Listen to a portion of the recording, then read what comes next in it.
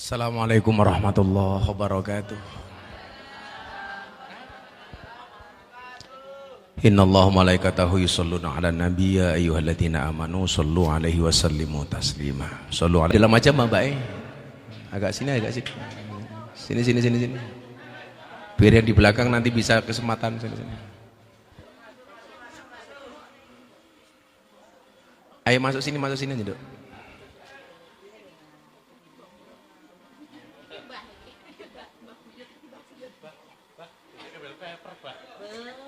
Sini.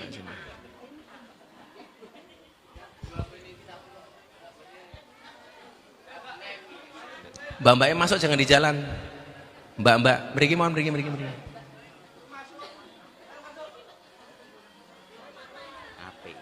Mbak, mriki lho, mriki. Sini, bablas sini. Niki rada geser. Ibu-ibu mriki rada geser.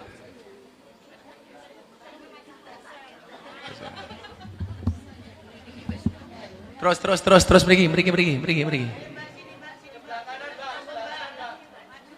Yang di belakang masih banyak soalnya.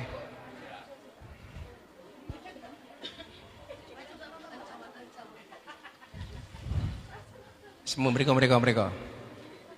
Atau sini tak pangku sini.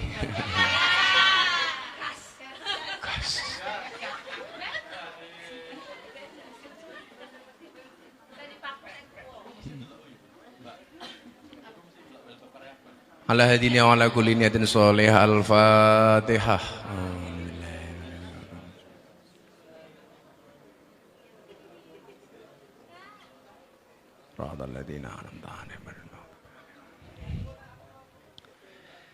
Alhamdulillahirabbil alamin. Malam hari ini saya bisa kembali hadir bertemu dengan mbak-mbak, ibu-ibu juga nenek-nenek. Saya mohon maaf, sudah lama saya tidak mengunjungi tempat kita ini, tapi yakinlah tidak mengurangi rasa cinta saya. Karena cinta itu bukan soal kehadiran, tapi soal perasaan.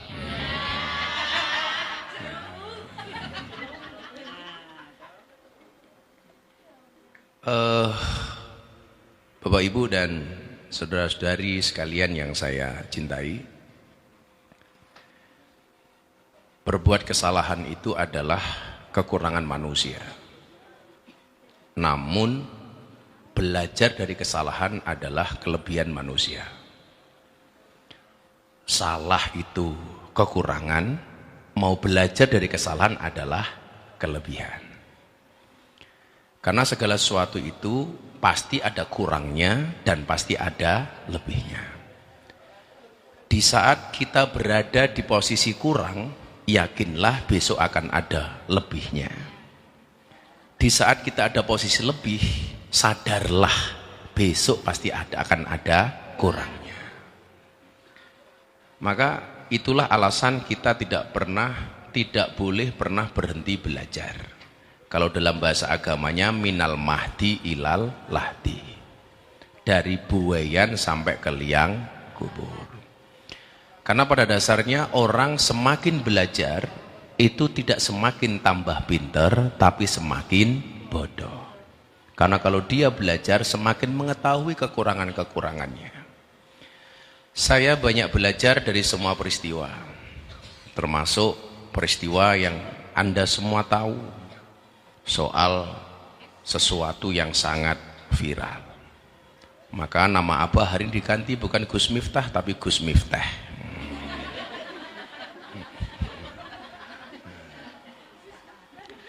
Apakah kemudian kita harus menyerah dengan keadaan ini?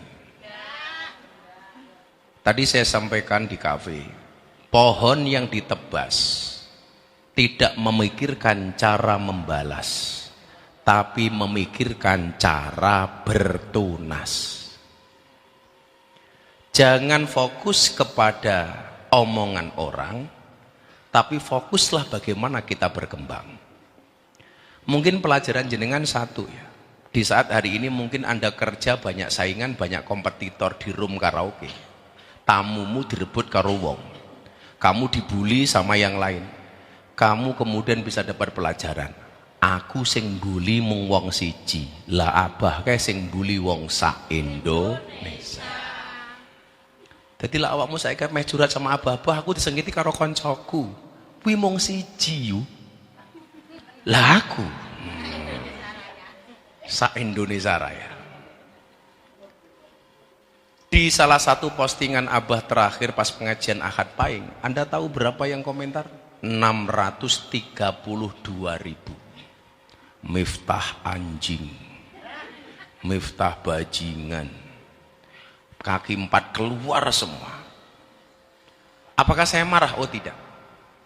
Karena saya memahami, yang perlu kita pikirkan adalah bukan bagaimana kita membalas, tapi bagaimana cara kita bertunas. Kenapa saya punya pemahaman seperti itu? Karena dunia itu seperti catur. Jika Anda tidak bisa bermain, maka Anda yang akan dipermainkan. Maka kenapa Allah mengatakan, innamal hayatid dunya laibun walahun. Ya ini permainan. Permainan. Nggak boleh berkecil hati, santai saja. Santai saja. Saya ditanya sama istri, hikmahnya kira-kira apa ya, Bah? Kamu tahu Pak Son Haji itu hari ini mendapatkan rezeki dari Allah berapa? 2,5 miliar uang cash lebih. Dapat rumah, dapat mobil, dapat motor 3 atau 1. Umroh 5 orang, anaknya dapat beasiswa. Saya bilang sama istri, 1 kalimat goblok itu bisa ngasih rezeki orang 2,5 miliar. Sekarang kalimat-kalimat lebih parah dari itu ditujukan jutaan orang kepada saya. Kira-kira apa yang akan saya dapatkan kalau Pak Son Haji dapat 2,5 miliar, insya Allah apa akan dapat triliunan. Itu namanya mindset, pola pikir. Jadi jika kamu merasa kehilangan segalanya, ingatlah pohon kehilangan daunnya setiap tahun. Namun mereka tetap berdiri tegak dan menunggu hari-hari yang lebih baik yang akan datang. Gak mungkin semua hari jelek itu, gak mungkin. Saya mau tanya, pernah gak sebulan penuh kamu damai sekali gak dapat tamu? Gak mungkin. Yo, ono tamu, kadang-kadang ora, tamu ora, bener gak? Ono tamu sing lomo, ono tamu sing pelit, ono tamu sing ketok ganteng wangi bodo ora duwe duit. Ada tamu sing abape mambu, ora tau wadus. Duitnya malah oke. Ayo kira-kira kamu pilih mana? Tamumu ganteng ran duwe duit, utawa tamumu welek tapi duwe duit?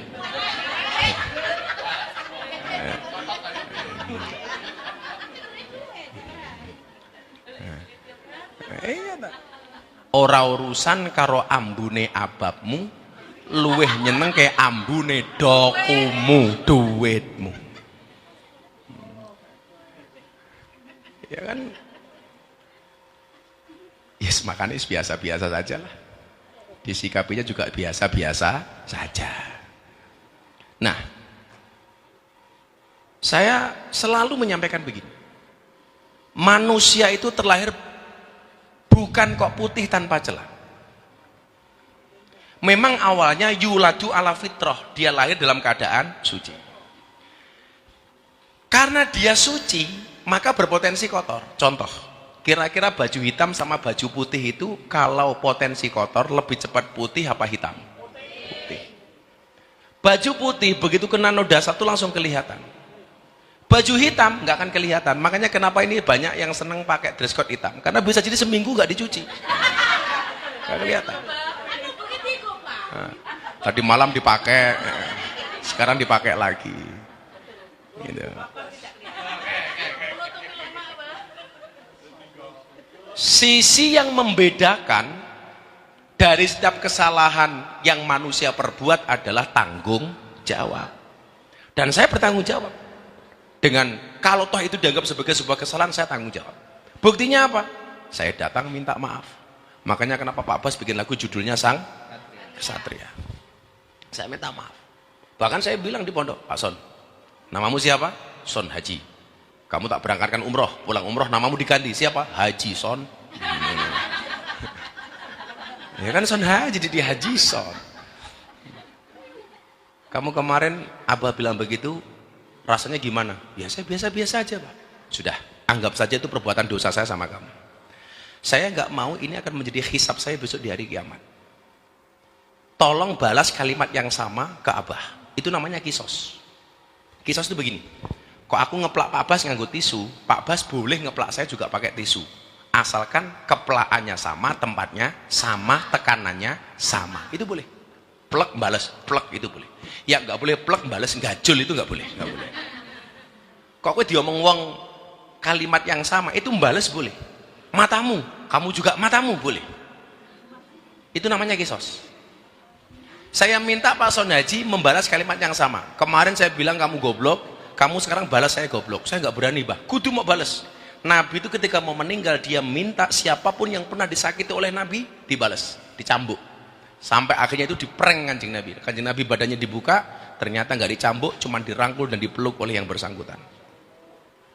Saya ngomong kamu goblok, sekarang balas apa goblok? Ya Bah, Gus Miftah goblok, urusan saya selesai. Impas, goblok dibalas goblok. Tapi lah bulan puasa nggak boleh Nduk.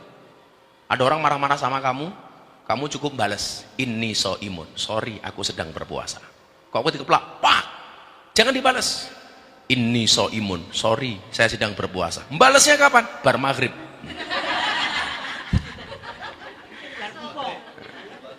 Buka sih, pada diajar meneh.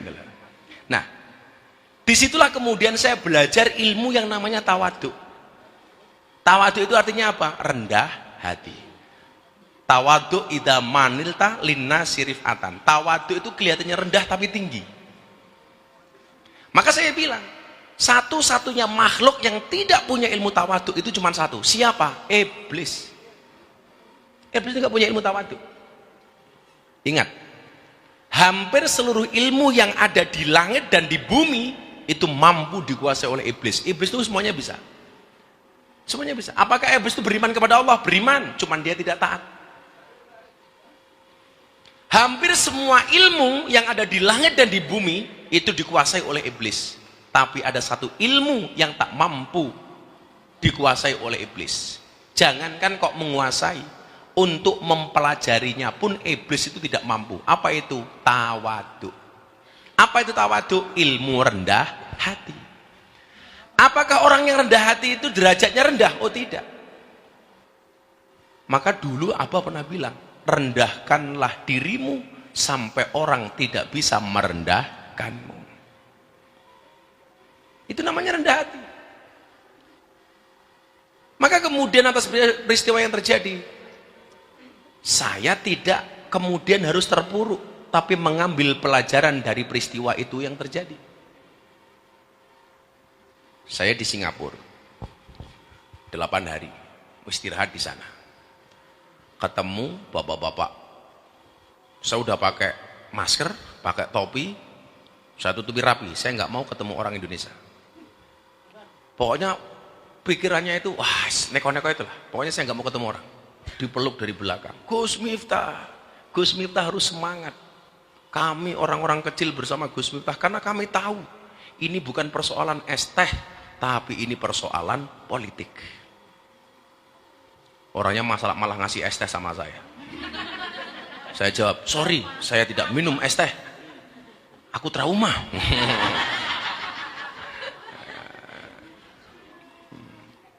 Di sebagai pembukaan bahwa kul la yusibana illa ma kataballahu lana huwa maulana wa 'alallah falyatawakkalul mu'minun.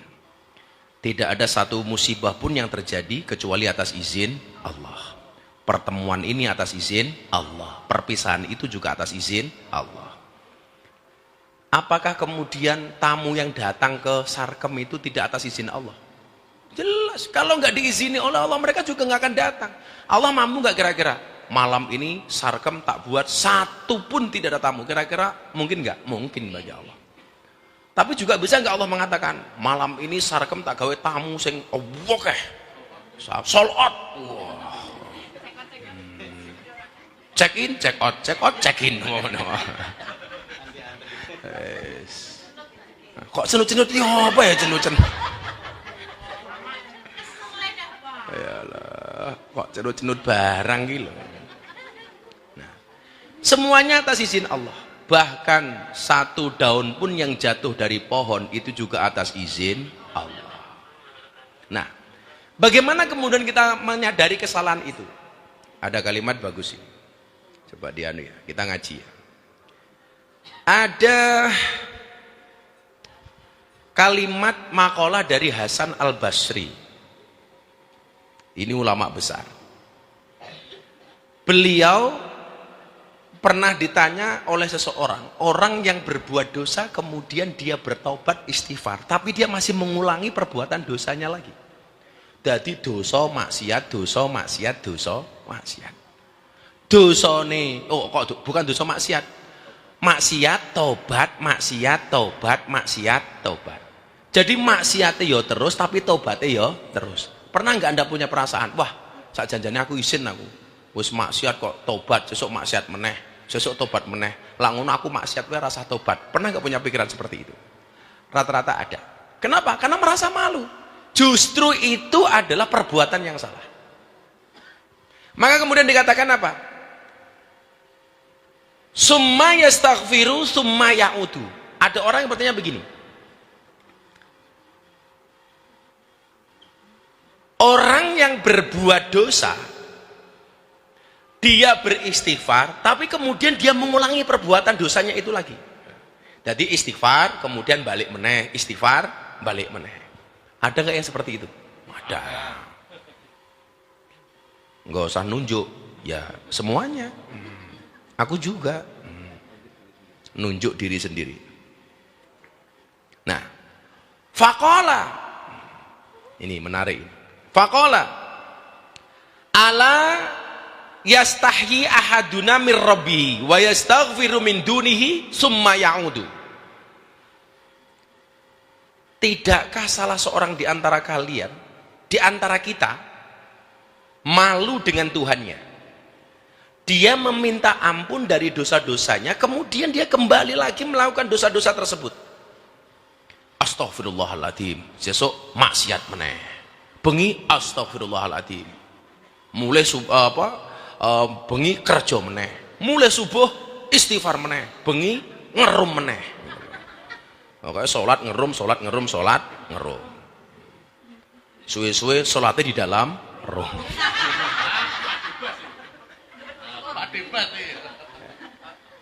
Ana ora nduk ning room karaoke tamumu sholat nono apa ora? Kuwi lho ana apik lho. Umpamane baru ngerum, Mbak Elesi, apa? Saya belum ngisak. Silahkan lanjutnya karaoke-nya, saya sholat isak dulu ya. Nah. Keren loh itu. Sing tamune sholat Allahu Akbar. Elsi-ne nyanyi, waktuku kecil. Ya Allah, malah begitu tamune taknya, Elsi ini dar der dor itu. Apa meneh? Ya Allah. Jadi ini berulang-ulang. Yastaghfiru min dunubihi summa ya'udu. Istighfar diulangi lagi, minta maaf, berbuat salah lagi. Lola dipikir-pikir ya, Li ya. Suami istri itu kan memang isinya cuma itu. Minta maaf, berbuat dosa lagi. Ya? Coba, siklus suami istri itu isinya apa? Damai berantem, damai berantem, damai berantem. Soal Sopi nggak rembukan sama suaminya, berantem. Makanya saya bilang, kalau ada istri belanja Shopee tanpa izin suami, maka mayatnya akan diangkat sama JNE. Si cepat. Besok matinya nggak diantar ke kuburan tapi di COD.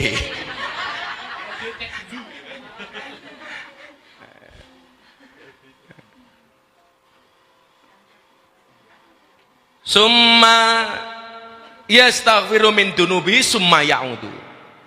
Lah, iki terusane. Apakah boleh kita seperti itu? Wis istighfar kok baleni meneh.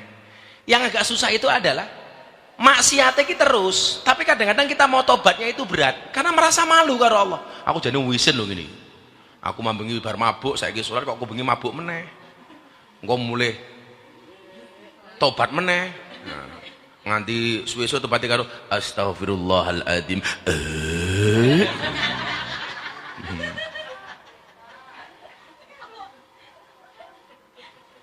Nah, ini yang menarik. Coba dengerin ya. Wadda syaitan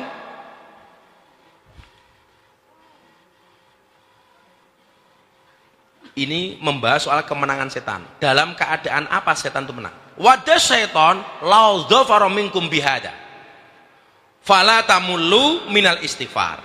Jadi begini, jika setan menang darimu atas perilaku ini, jadi selalu mengulang dosa, maka kamu jangan bosan beristighfar. Jadi kalau kamu berbuat dosa tapi kamu bosan beristighfar, mandek anggere taubat, disitulah setan menang. Tapi ketika kamu berbuat dosa tetap kamu tindak lanjuti dengan permohonan maafmu kepada Allah, disitulah setan kalah. Pertanyaannya, gue pengen jadi bolone setan apa bolone Gusti Allah? Lah pengen jadi bolone malaikat, begitu tumindak dosa langsung istighfar, tobat. Soal nanti berbuat dosa lagi, ya tobat lagi. Sama halnya dengan baju yang kotor, itu dicuci, bukan dibuang. Ayo lakuin di baju lah kotor, dicuci apa dibuang? Dibuang. Lah awakmu berbuat dosa, kowe di ngapura apa dipateni? Di ngapura. Makanya bapak saya itu lucu, Li. Nangis kan. Saya itu nangis karena bapak saya itu nangis terus di rumah di Lampung. Nopo Pak kok nangis terus iku nopo? Le menonton TV sini awakmu tok. Metro TV awakmu, Kompas TV awakmu, TV One awakmu yo gampang Pak. Ampun nonton TV. Carane pripe? TV ini mang pateni. TV ini wis tak pateni le tapi tonggo malah moro cerita. Yo tonggone pateni. Yo.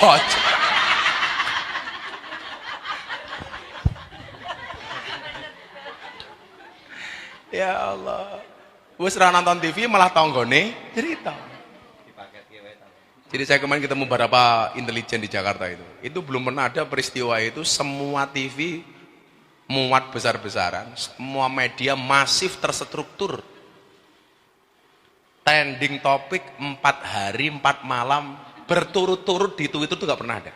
Lisa Blackpink loh ke Indonesia trending cuma 2 jam tok. Kan berarti aku lebih seksi daripada Lisa Blackpink.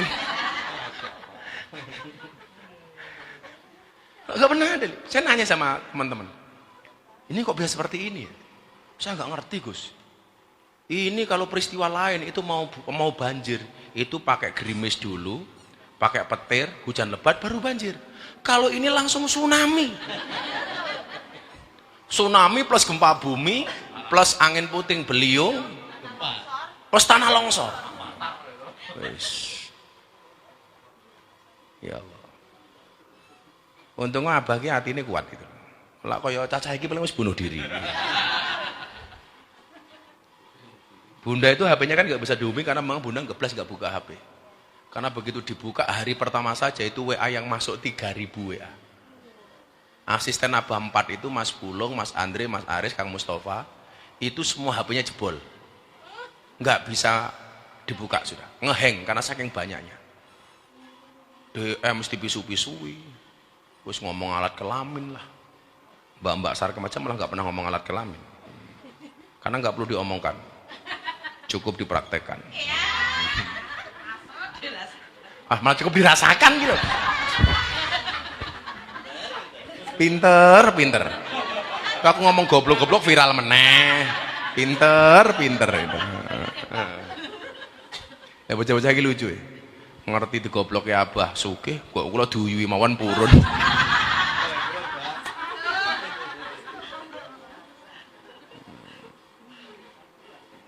Soalnya nopo? Kenapa kok kita nggak boleh berhenti untuk itu? Ini jawabannya ini. Ya ibadi, dalam hadis riwayat Muslim. Innakum tukhti'una bil-laili wan nahar. Wahai hamba-hambaku, kerennya Allah itu ya. Kerennya Allah itu begini. Allah itu kalau manggil para pendosa loh, itu selalu menggunakan kalimat ya ibadi, hai hamba-hambaku. Allah itu memanggil para pencopet, tidak mengatakan wahai para pencopet. Allah manggil para penjudi, wahai para penjudi. Enggak. Allah manggil para pezina, enggak pernah wahai para penjual kroto. Enggak. Sama sekali. Mbak E tanya, kok kroto ki apa toh? Gitu loh. Kroto itu pakan manuk, pakan burung. Malah apaan? Mbak Sarkem tolong diajari mbaknya ini. Burung itu sukanya makan kroto. Makanannya burung itu adalah kroto. Kroto itu makanan burung. Burungnya siapa? Burungnya Pak Bas.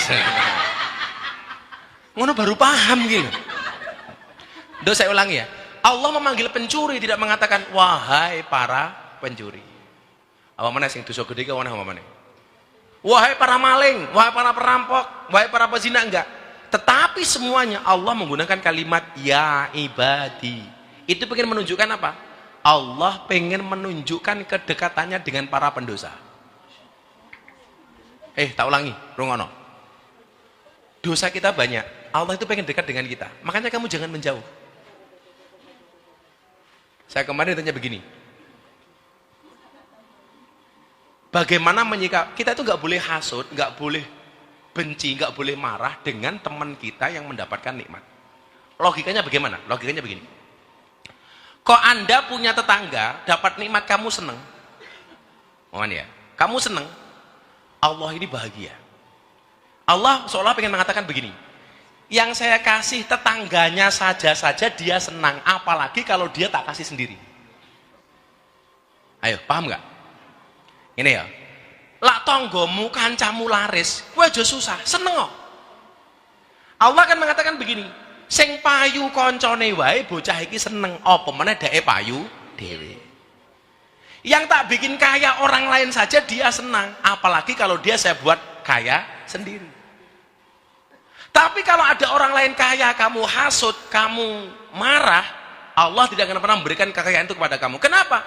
Yang kaya orang lain saja dia sudah sombong dengan marah-marah, apalagi kalau dia kaya sendiri. Makanya kenapa orang yang dihasut itu justru lebih bahagia hidupnya, tambah senang.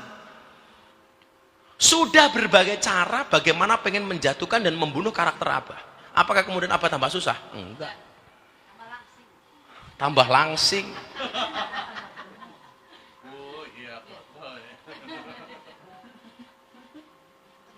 Tahun 2024 Abah alhamdulillah tanpa harus war yang kita umrohkan 30 orang, bangun 2 masjid.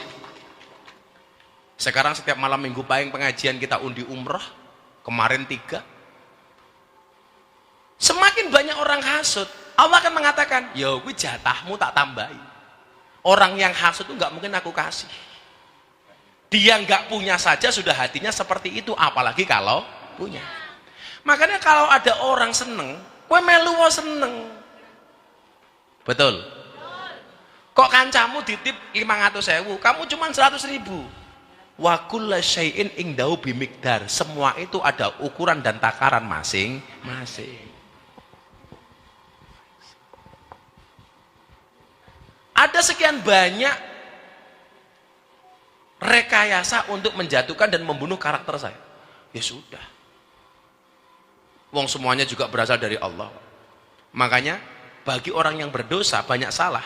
Bahkan dikatakan, ya ibadi innakum tukhti'una bil-laili wan nahar. Wahai hamba-hambaku, sesungguhnya kalian berdosa siang dan malam.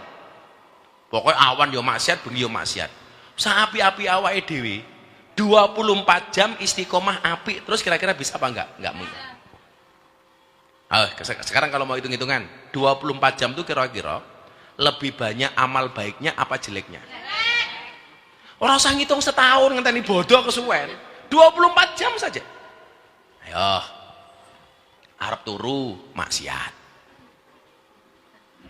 Bahkan banyak orang nggak bisa tidur kalau belum maksiat. Aku lah orang mabuk, orang iso turu aku. Mulai kelebon topi miring, wah, ndasku baru miring. Ana, cah sing jomblo-jomblo iki lho, arepe turu kudune wudune sik wae malah maksiat. Arepe turu tangane neng ndi? Oh hei, kamu juga ya hei.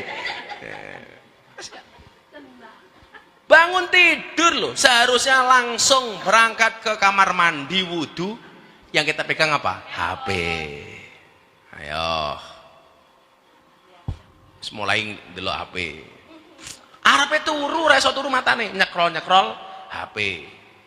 Komentar sing elek. Lah ira apa penggemarku kok. Ngintil kok. Gua neng TikTok melu komentar. Saya tuh belas gak pernah komentar di apapun. Jarang saya. Like sekali dua kali masih pernah lah. Kayak kemarin di Gunung Kidul itu, ini mau tak umrohkan ini. Tunanetra 25 tahun adzan, gak punya keluarga. Orang Panggang Gunung Kidul, baru saya cari kemarin ketemu alamatnya. Jadi berangkat dari rumah itu pakai tongkat, sampai dia hafal. Buka pintu bagaimana, kemudian nyeklek sonya gimana. Itu 25 tahun. Saya lihat postingan itu orang yang makannya cuma pakai garam. Saya kemarin dilihat itu pas di Mekah. Saya langsung kontak bocah saya si Yuda, Yud, dicari. Kasih sembako dulu, kalau beliau berkenan kita umrohkan. Coba. Saya itu juarang, komentar apa? Males. Coba kira-kira awakmu kalau komentar, apalagi membuli, apalagi ikut mencaci, ikut menghujat, itu malah memberatkan hisabmu apa enggak? Kamu itu enggak usah nulis kejelekanmu, malaikat wis komplit, malah mau tambahi data dan bukti dari kamu sendiri. Padahal kalau di kepolisian itu syarat kasus dinaikkan itu kan ada 2 alat bukti. Kamu malah membuat bukti sendiri. Ada orang nggak ngerti beritanya seperti apa, kamu ikut menghujat, ikut membuli, ikut mencaci maki. Kira-kira jejak digital itu akan menjadi barang bukti di akhirat apa enggak? Malah mungkin besok malaikat tuh hari ini malaikat tuh udah nggak punya catatan amal manusia lagi. Udah nggak punya catatan lagi. Begitu kita dihisab, malaikat datang. Bangga sih Yuda, aku ora bakal dihisab wis rantai catatan. Begitu malaikat datang, buka HP-mu, mudar. Wis ada semua di situ. Rampung. Iki menggunjing, memfitnah, meribik rondo. Yes. Tahu semua. Aduh ya Allah. Malah ana sing ngomong, aku ora masalah jenengku rusak ngene tangga. Aku ora masalah jenengku rusak ngene kanca. Sing penting jenengku apik ning BI checking. Mula berarti mengarepe utang. Sama dong, kamu tuh dengan tamu yang datang ke sini karaoke dan lain sebagainya. Kalau bisa jangan sampai menimbulkan dosa. Dosamu cukup itu saja, ora usah nglarani dan lain sebagainya. Lah awakmu lucu kok karaoke karo tamu. Tamune nomor telepon saka bojone, kono diangkat, nesu. Hakmu apa yu? Kono diangkat, kono ngambek. Dicekel, "Mah iya."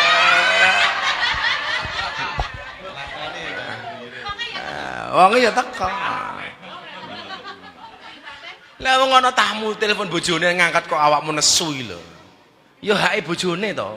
Hakmu kan cuma hak guna bukan hak pakai. Bukan hak milik. Kan ya HGB, bukan SHM. Ya. Kan tamu tuh yang datang hanya sebatas STN kan enggak ada BPKB. Kan ya. Kan pakai SIM kamu itu, surat izin menyanyi. Bukan surat izin mengeloni. Ya, beda. Coba, orang yang berbuat dosa siang dan malam, bilaili wan nahar. Kata Allah, wa ana aghfirudz dzunuba jami'an. Dan aku Allah akan mengampuni dosamu semuanya. Amin.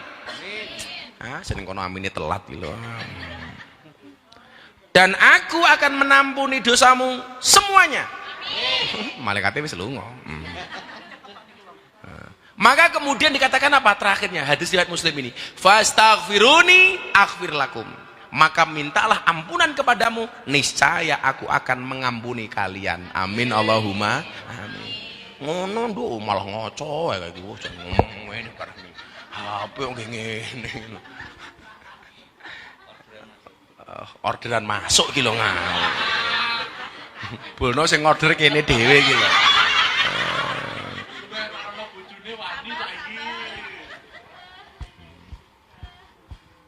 Coba ini quote-nya Abah malam ini kamu ingat. Perlakukanlah orang yang melakukan maksiat seperti engkau menginginkan Allah memperlakukan dirimu ketika engkau sedang melakukan maksiat. Saya ulangi ya. Mesti FYP.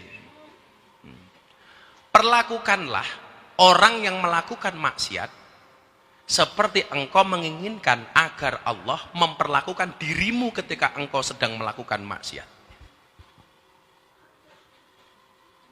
Kita tuh kadang-kadang kan aneh. Kalau kita bermaksiat sama Allah kita minta diampuni, tapi kalau ada orang lain bermaksiat kita tidak bisa mengerti. Ya enggak? Gitu loh. Lucu lagi begini, kalau kita itu kita berbuat salah, kita meyakini Allah itu Maha Pengampun, tapi kalau ada orang lain berbuat salah, kita meyakini bahwa Allah itu Maha Pengadab. Kejam banget kita ini. Eleng-eleng ya. Kalau kita berbuat dosa, kita yakin Allah itu Maha Pengampun. Tapi kalau ada orang lain berbuat dosa, kita yakin bahwa Allah itu Maha Pemarah. Dosa murah bakal diampuni. Begitu kita berbuat salah, yakin Allah ngampuni aku. Mutusi dewe itu loh. Kalau kamu berdoa, kamu yakin bahwa Allah itu Maha mendengar. Tapi kalau kita berbuat maksiat, kita lupa bahwa Allah itu Maha melihat. Ya itu. Kalau kita ndonga, yakin Allah ngrungokke. Tapi lah kita maksiat, Allah ora ngerti kok. Kepiye? Awi banget mengkutai gitu. Maka ketika kita punya masalah, kembalikan sama Allah. Ingat, tidak akan bisa memahamimu kecuali dua orang. Satu, orang yang pernah merasakan keadaan yang sama sepertimu. Yang kedua adalah orang yang sangat-sangat mencintaimu.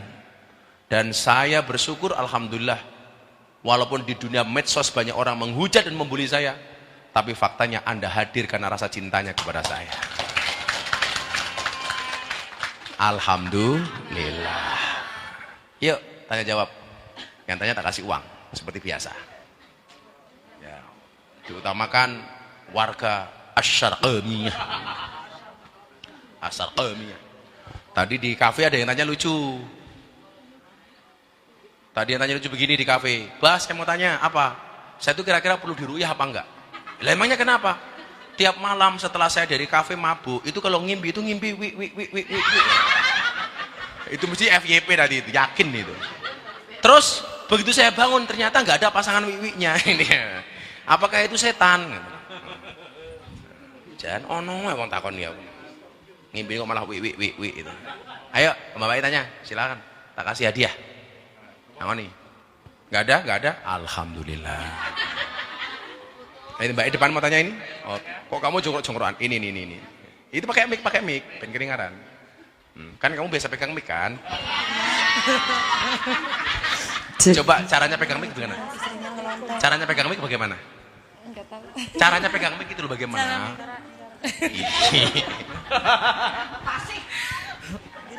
Assalamualaikum warahmatullahi wabarakatuh. Waalaikumsalam. Namanya Mbak siapa? Saya Gina dari Banten. Oh Gina.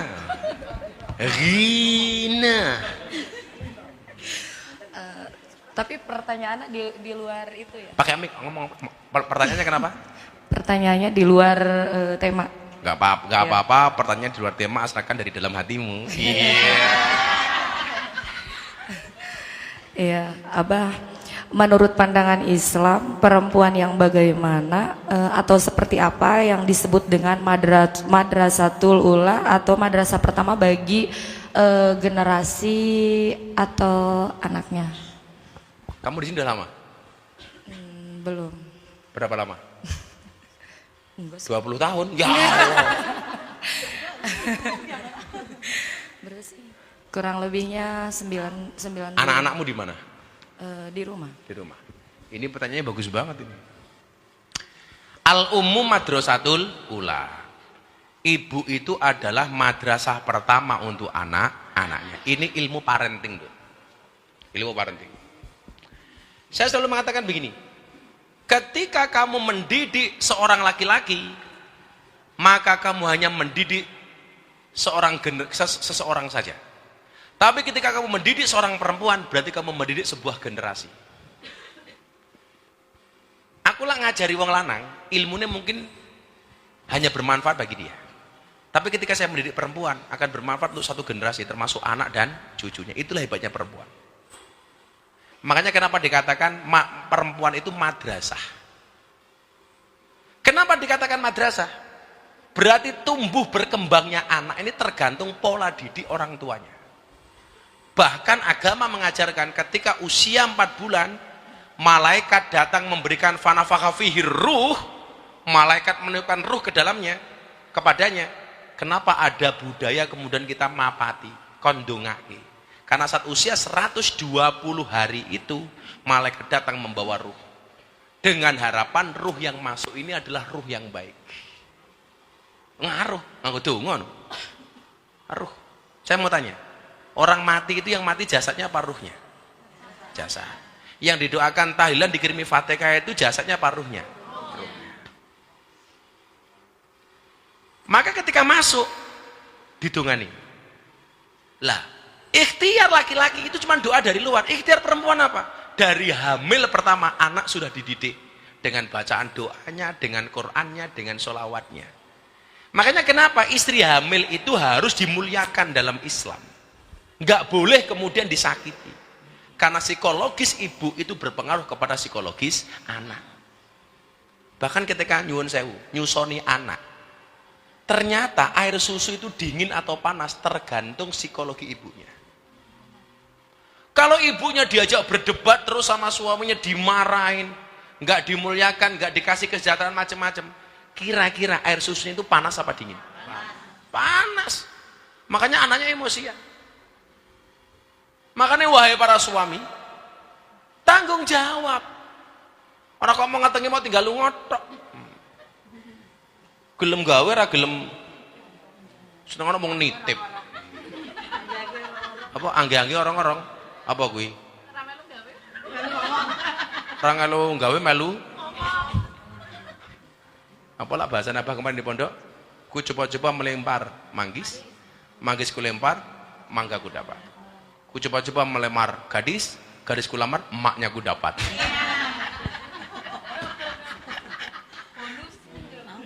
Nah, itu artinya apa, Dok? Itu kewajiban sebagai seorang ibu bagaimana dia memberikan pendidikan dan edukasi kepada anaknya. Makanya ya awak-awakmu sing duwe anak ning omah kuwi sing mau titipke ning mbah-mbahe, ya aku tanggung jawab. Banyak yang kerja di Sarkem itu awalnya niat pengen membahagiakan orang tua dan anaknya. Tapi begitu dapat uang malah kadang-kadang lupa anak dan keluarganya. Apa ora? Awalnya coba-coba lah kok enak. Nyoba lagi kok tambah enak. Betah nih gini. Jadi Mbak Gina, anaknya di rumah tetap diopeni, tetap kirimi duit. Mbake kirimi duit nggen tuku susu anake.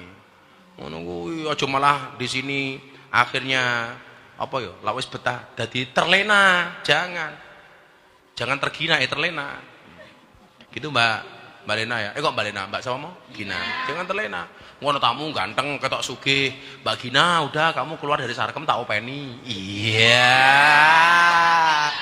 banyak nggak tamu-tamu yang menjanjikan seperti itu. Masa secantik kamu tinggal di Sarkem sudah kamu tak openi. Wah akhirnya kontraknya 3 bulan bar 3 bulan minggat ada nggak yang seperti itu? Akhirnya itik balik ke Sarkem meneh ngopo aku di PHP. Iya aku ora di PHP mergo pintermu kuwi kok. Aku ngomong goblokmu lah malah masalah atau pintermu kuwi kok. Ingat Nduk ora ana wong ngene jujur karo awakmu iki ora mungkin wis to. Wong tamu bosen siji yo golek liyane. Wah metu Dik, aku seneng nan hidup semati karo awakmu. Alah modar ra. Nah, 3 bulan yo ganti meneh kok. Makan tuh cinta. Codot dilawan. Tenan. Wong itu. Pokoknya wanita itu hanya butuh 3 perawatan agar tetap cantik dan awet muda. Skincare, suami care, dan rekening care. Kita kayak sangoni 300.000.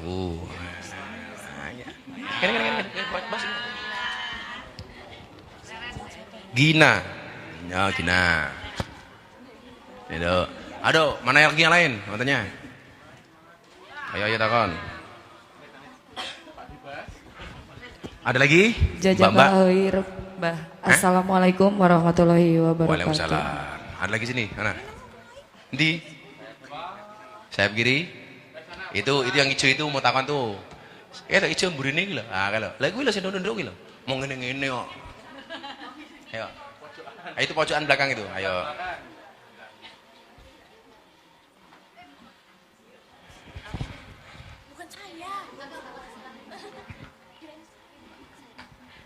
Namanya siapa? Assalamualaikum warahmatullahi wabarakatuh. Waalaikumsalam warahmatullahi wabarakatuh. Namanya siapa Mbak? Namanya Bunga. Bunga? Ngapusi lah tuh. Koyo kembang. Panggil saja Bunga. Saya mau bertanya. Saya mau menjawab. Tapi tadi sesuai kayak tadi di luar topik yang sudah ada, di luar topik yang dibahas. Kan zaman sekarang itu banyak sekali wanita yang bisa dibilang wanita karir. Nah, menurut pandangannya jenengan, ada batasan tertentu tidak dalam Islam sebagai wanita yang apalagi dia wanita karir, baik di bidang bisnis ataupun sosial. Begitu pertanyaan saya. Terima kasih. Kalau kamu di sini bisnis apa sosial? Bisnis. Oh bisnis, lah sosial, ayo mangkat.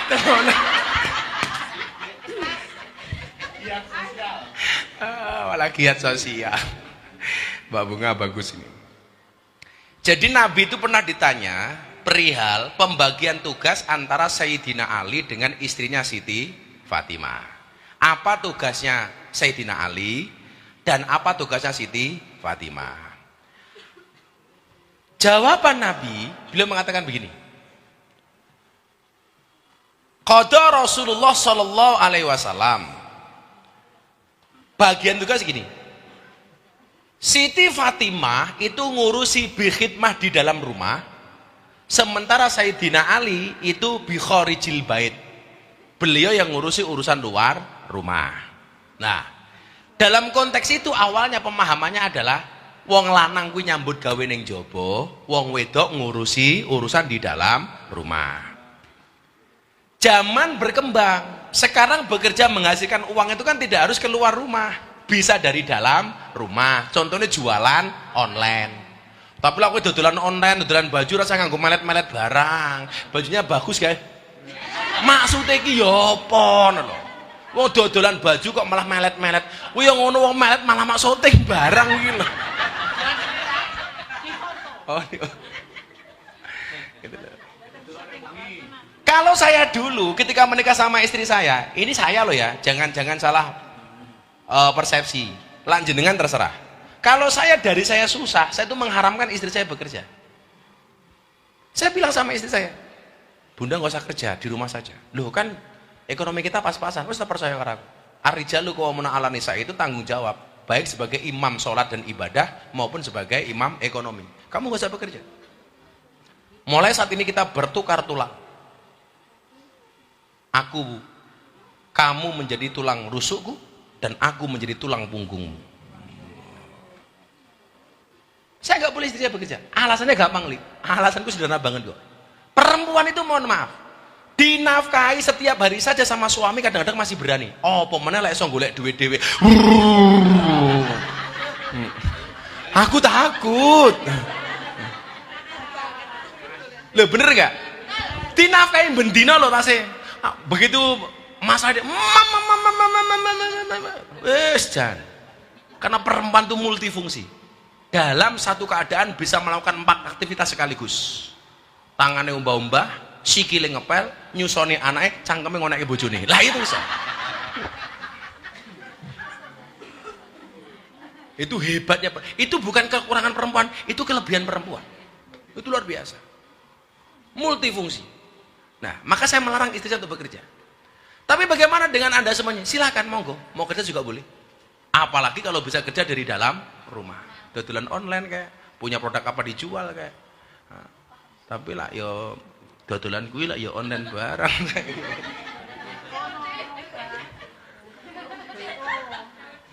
Malah COD lho, kira mbak COD kira bahasane.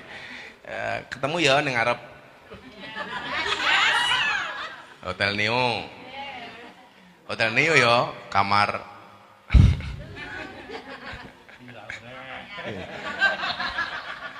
Gitu Mbak. Hakikatnya boleh bekerja asalkan dia tahu tanggung jawabnya sebagai seorang perempuan. Jangan sampai seorang istri punya penghasilan lebih banyak daripada suami, kemudian dia berbuat aniaya dengan suami, semau-maunya dengan suami. Saoke-oke penghasilanmu, tetaplah kamu menjadi seorang makmum, bukan imam. Imam kuwi ngatur, makmum kuwi diatur. Tapi oke-oke saiki malah oke makmum ngatur imam. Wong ya teko.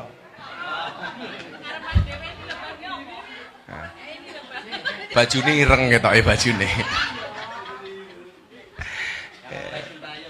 Jadi boleh. Makanya saya bilang toh, kalau kamu punya pasangan kok suka ngatur, jangan panggil sayang, tapi panggil coach, pelatih. Pokok ngatur. Gitu ya Mbak Bunga. Ya, Mbak Bunga 300.000. Terima kasih Gus. Kayak gitu Mbak Bunga kayak. Ya lagi mana? Itu Mbak yang jilbab hijau itu. Ih, diawe-awe gila. Diranting aja, diranting. Mic-nya mana mic. Mic ini mic-nya ini mbaknya yang baju jilbab hijau ini. Allah. Assalamualaikum warahmatullahi wabarakatuh. Waalaikumsalam. Nama saya Agnes dari Jawa Timur. Namanya Agnes, anak gunung nerjang spiral. Mau bertanya, Bah. Apa, Nduk? Kalau seandainya aku tahu kenapa kamu begini. Pamer cincin, gelang. Kau gede cincinnya. Alhamdulillah. Alhamdulillah. Karena diam itu adalah emas. Makanya nggak punya emas cukup diam. Kalau seandainya ada orang tua yang bilang udah nikah aja gitu. Kalau seandainya kita menjawab insya Allah kalau dapat jodoh yang baik akan menikah suatu saat nanti, itu tergolong anak durhaka apa tidak, menolak keinginan orang tua untuk menikah? Ajal sama jodoh itu sama-sama rahasianya Allah. Jangan sampai kamu terbebani gara-gara ditanya kapan kamu nikah. Kalau boleh nakal, anak gantian tanya, lah kapan bapak mati? Biasanya bodoh-bodoh kayak tau cik sungkeman, kowe kapan rabi? Jawablah kowe kapan mati? Langsung samplok dier itu loh. Boleh nggak seorang anak itu membantah orang tuanya? Boleh, tapi dengan kalimat yang baik, yang sopan, yang santun. Kowe kapan rabi, Nduk? Insya Allah Pak, kalau sudah ketemu jodohnya, insya Allah kula rabi. Wong rabi niku syaratnya namung kalih sinten. Dijawab Gus, ojo marah-marah. Kapan kowe rabi? Ngopo takon-takon barang? Orang golek jodoh takon-takon. Rabi urusanku, sing ngrasake yo aku. Takon-takon barang. Tuwa takon ora kena. Jangan. Dijawab yang bagus. Berarti kalau kayak gitu nggak durhaka sama orang tua? Enggak. Apalagi kalau kamu sambil ngasih uang 1 juta, Pak. Setiap hari. Oh, setiap hari. Sugih sedina 1 juta ya. Wah. Kok laris gitu loh. Pokoknya kita berdebat dengan orang tua itu nggak boleh. Kalau tuh harus menjawab dengan kalimat yang bagus saja. Fala taqulahu ma'ufin itu mohon maaf. Bahkan berdebat tentang sandal saja nggak boleh. Debunya saja nggak boleh. Kalau tuh harus jawab itu jawablah dengan yang sopan. Kalau bisa menghindari. Lawang tua sih muni, diam saja. Menjadi pendengar yang baik. Ojo mau wangsuli, ojo wangsulan. Karena pemikiran saya kerja kayak gini aja sudah dosa. Kalau seandainya ada keinginan orang tua kita ngelawan, loh, kamu belum menikah? Janda. Oh, janda.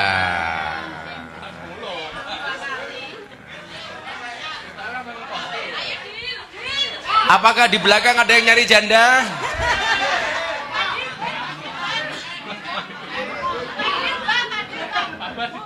Fadil ya, Abe.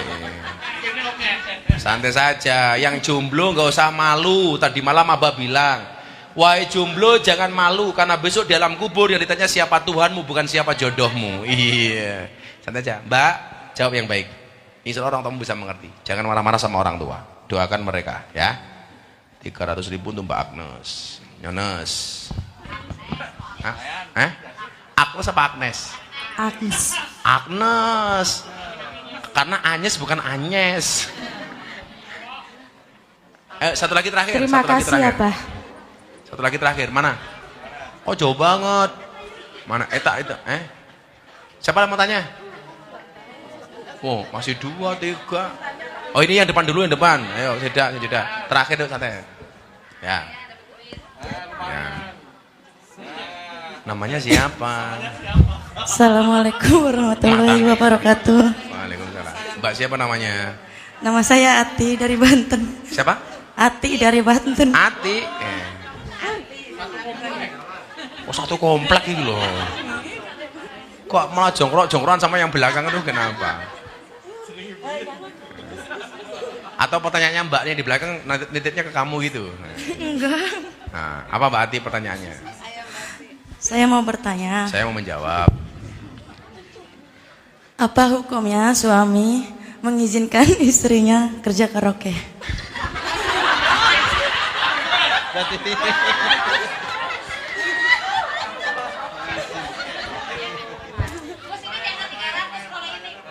Ini suami macam apa?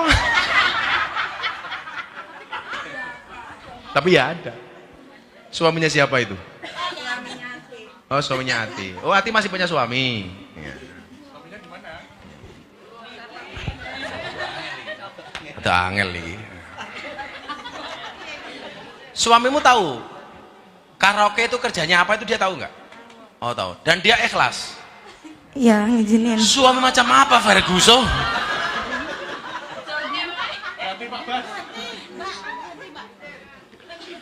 Ar-rijalu qawwamuna 'alan nisa itu salah satu faktornya adalah dosa istri bisa menjadi penyebab dosa suami. Karena tanggung jawabnya terhadap pada suami. Maka kenapa kok bentuk ketaatan dari orang tua pindah kepada suami? Kamu belum punya suami, taatmu kepada siapa, Nduk? Orang tua. Tapi begitu punya suami, taatnya tetap kepada orang tua apa kepada suami? Suami. Ayo. Itu artinya kalau suamimu nyuruh kamu bermaksiat, ya otomatis suamimu juga bertanggung jawab atas kemaksiatan. Makanya sebenarnya dalam bahasa taat itu ada 2. Ada bahasa taat, ada bahasa hormat. Ketika suamimu memerintahkan kamu untuk maksiat, kamu sebenarnya tidak boleh taat, tapi tidak boleh menghilangkan rasa hormat. Kowe karaoke, bila perlu apa? Ora, kowe karaoke, bila perlu lebih dari karaoke. COD. Open. Kalau dalam konteks agama, kamu tidak boleh marah sama suamimu, tapi boleh menolak. Nggak bisa, Mas. Saya sebagai istri, saya tidak bisa melakukan itu. Tetapi tanpa menghilangkan rasa hormatmu kepada suami. Contohnya nggak kerja di sini lah. Kau ndang mulai pengajian rasa suwe-suwe. Apa? Kau pengen nyopet karena aku, umpamanya.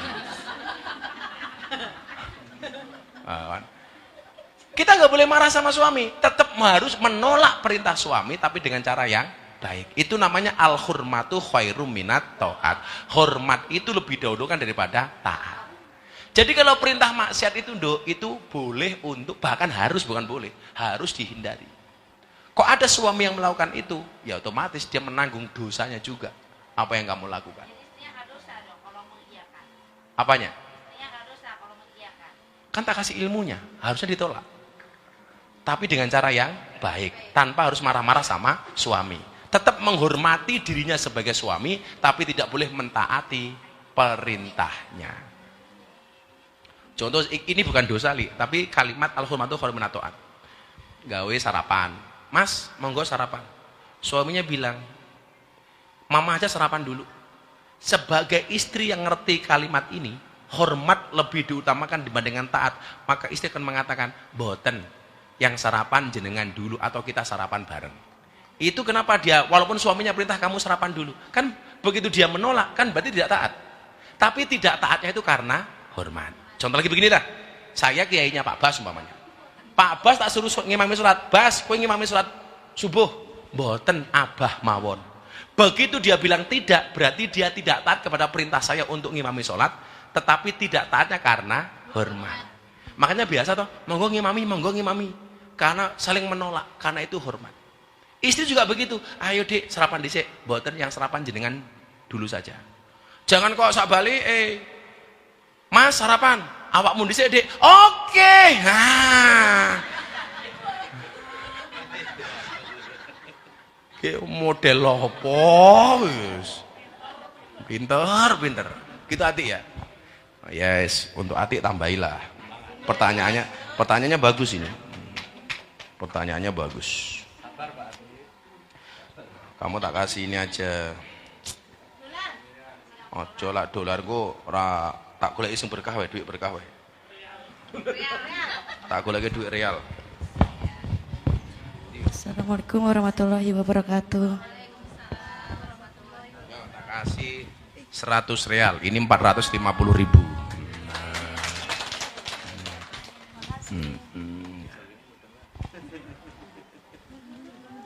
Wis kesel aku, saya masih pengajian lagi sama preman-preman di pondok. Umum enggak, Pak? Umum. Tapi untuk mbak-mbak preman, kalau kamu merasa preman ya sana. Terima kasih. Abah tetap minta didoakan, mudah-mudahan Abah sehat, Abah kuat. Terima kasih kepada Mbak Uli dan kawan-kawan yang support konsumsi untuk malam hari ini. Ya, terima kasih Mbak Uli.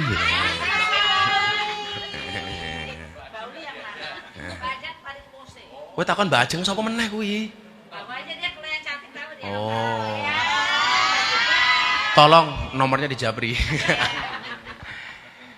Hasbi Rabbi Jalallah ma fi ghairullah Nur Muhammad sallallahu la ilaha illallah hasbi rabbi jalallah ma fi qalbi ghairullah Nur Muhammad sallallahu la ilaha illallah hasbi rabbi jalallah ma fi qalbi ghairullah Nur Muhammad sallallahu la ilaha illallah. Bismillahirrahmanirrahim. Allahumma sholli ala sayyidina Muhammad wa ala ali sayyidina Muhammad walhamdulillahi rabbil alamin. Ilahi anta maqsudi wa ridhaka matlubi a'dini mahabbatak wa ma'rifatak. Ya Allah, hanya Engkaulah zat yang kami tuju, rindumu yang kami dambakan, Berikanlah kami kemampuan untuk dapat mencintaimu dan bermakrifat kepadamu ya Allah. Allahumma lakal hamdu wa ilaikal mustaka wa antal musta'an wa la hawla wa la quwata illa billahil aliyil adim. Ya Allah ya Rabb, pujian hanya milikmu, keagungan hanya milikmu, kebesaran hanya milikmu. Kepadamu kami berpasrah, kepadamu kami menyerah, kepadamu kami bertawakal, dan kepadamu kami bertauhid ya Allah. Kami pasrahkan semua urusan kami hanya kepadamu ya Allah, dengan kalimat wala haula wala quwata illa billahil aliyil adim, wala haula wala quwata illa billahil aliyil adim, wala haula wala quwata illa billahil aliyil adim. Engkaulah zat yang maha memberi, yang mampu memberi dan mampu menolak, mampu mengangkat dan mampu menurunkan ya Allah. Ya Allah ya Rabb, ampuni kesalahan kami, ampuni dosa-dosa kami, ampuni kekhilafan kami, ampuni kemaksiatan kami ya Allah.